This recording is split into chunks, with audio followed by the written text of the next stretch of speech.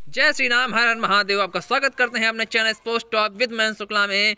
और आज आपको बताने जा रहे हैं राहुल द्रविड़ के बारे में कुछ चीज़ें, क्योंकि आज ही के दिन 1973 में उनका जन्म हुआ था। तो happy birthday mister Rahul Dravid.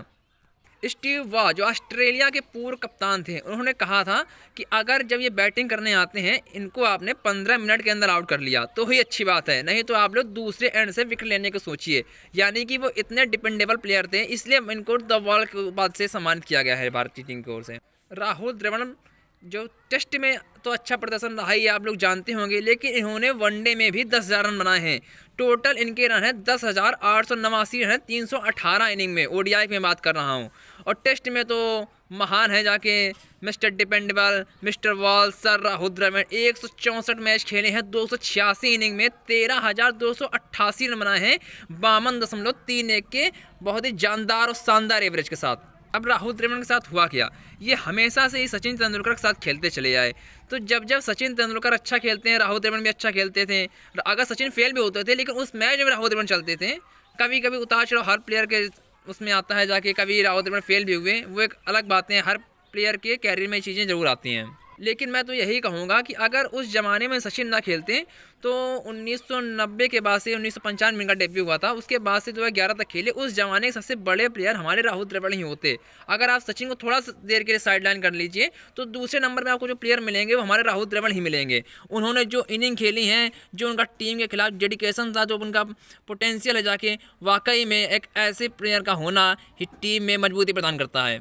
हमेशा से ही ये मतलब अंडर द टेबल है, एक ऐसा प्लेयर जिसकी ज़्यादा बात नहीं होती है। जब इन्होंने अपना डेब्यू किया, उनमें इन्होंने 95 रन बनाए, लेकिन उसी मैच में सौरव गांगुली ने 131 रन बना दिए। तो सीधी सी बात है, जब गांगुली ने 131 बना दिए तो सब लोग गांगुली की चर्चा करने लगे, राहुल द्रविड़ की चर्चा कम हो गई। लीड्स में बात करते हैं, उस मैच में सौरव गांगुली ने रन बनाए थे 128, सचिन तेंदुलकर ने 193। उस इनिंग में भी 148 रन की महत्वपूर्ण पारी खेली थी राहुल द्रविड़ की, लेकिन उस बार उन्होंने सचिन तेंदुलकर की 193 की जो इनिंग थी उसके आगे इनकी फीकी पड़ गई। फीकी मान लीजिए, इस इन द सेंस ऑफ, इस हिसाब से बोल सकते हैं हम। फीकी पड़ने का मतलब ये है कि लोग उनकी सुनी उनकी याद नहीं करते हैं, लेकिन वो जो उन्होंने इनिंग खेली है उसकी तारीफ कोई कम नहीं करता, लेकिन उनकी इनिंग नहीं याद की जाती, क्योंकि उस दिन उस दिन सचिन तेंदुलकर ने 193 रन बना दिए थे।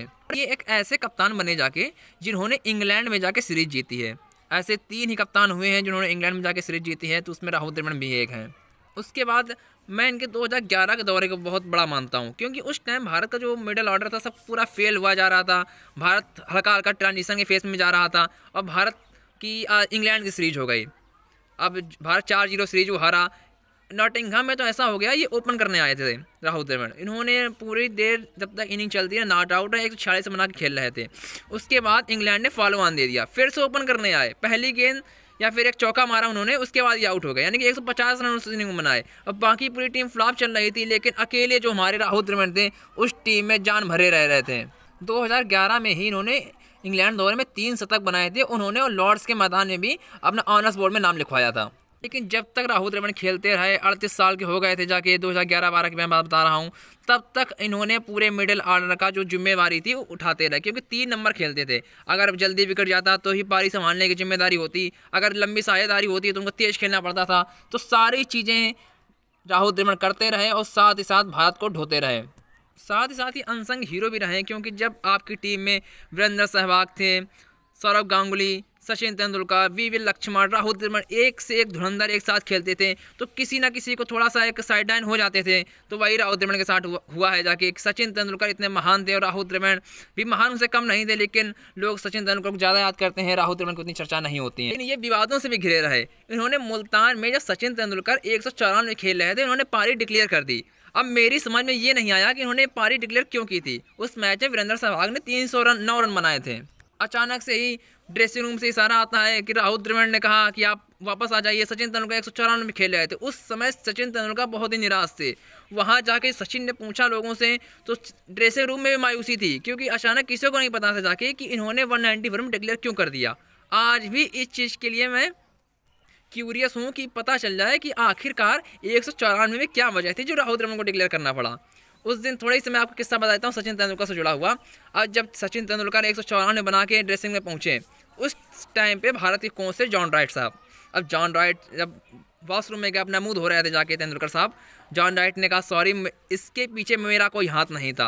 अब सौरव गांगुली उस टीम में मैच नहीं खेले थे गांगुली, लेकिन कैप्टन थे हमारे सौरव गांगुली, स्टैंडिंग कैप्टन थे राहुल द्रविड़। ये भी आपको मैं बता दे रहा हूँ। अब गांगुली भी पहुंचे जाके सचिन के पास। गांगुली ने कहा कि मेरा इसमें कोई योगदान नहीं है, कृपया मुझे माफ़ कर दीजिए। सचिन तो तिलमिला रहे थे, उनको लग रहा था कि मैं अपने दोहरा शतक से चूक चुका हूँ। आखिर ऐसी क्या वजह थी? फिर दूसरे दिन जब राहुल द्रविड़ आए, सचिन तेंदुलकर से कहा कि मुझे सुनने में आ रहा जाके कि आप बहुत निराश हैं। तो सचिन तेंदुलकर ने अपनी बात छुपाई नहीं, उन्होंने कहा जी हाँ मैं नाराज़ हूँ। मैं आपसे पूछता हूँ जाके कि आपने 194 में डिक्लेयर क्यों किया?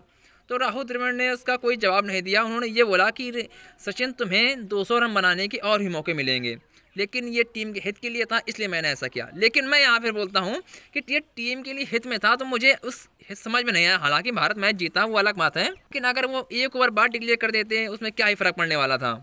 तो फिर सचिन तेंदुलकर ने कहा कि गांगुली ने भी एक बार गांगुली मन में सोच रहे थे सिडनी टेस्ट में मैं बता रहा हूँ कि डिक्लेयर करने की, लेकिन राहुल द्रविड़ मैदान में अड़े थे, कह रहे थे अगर गांगुली वहाँ डिक्लेयर कर देते तो आपको कैसा लगता।